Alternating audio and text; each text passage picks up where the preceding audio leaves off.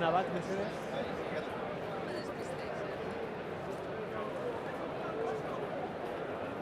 Bueno, gaurko hemen gauz azokan ikas enpresako azoka da hau. Eurak ikasleak, lanbide heziketako ikaslea dira. Eta hemen simulatzen dana, eurek enpresa bat sortuko gabe modura, ez? Ideia bat ikutzen dabe.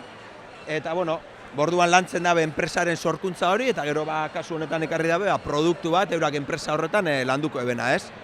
Orduan hemen ikusten dugu euratira automatizazio eta robotikako ikasleak dira. Eta orduan, simulatu dabe hemen linea automatizatu bat, egiten dago prozesu bat egiten dago hor dago zen piezen zailkapen bat, eta neurketa batzuk eta egiten dituz. Hemen eskolatik etorri dira, 5 proiektu, robotikatik hemen dagoz batzuk, beste karpa batzuk, hemen alboan dagoz mekatronikako batzuk bebai, asentzore bat, handi beste batzuk lorategi bat montatu dabe bebai, eta hori 5 guztira 5 proiektu bai, edo 5 enpresa.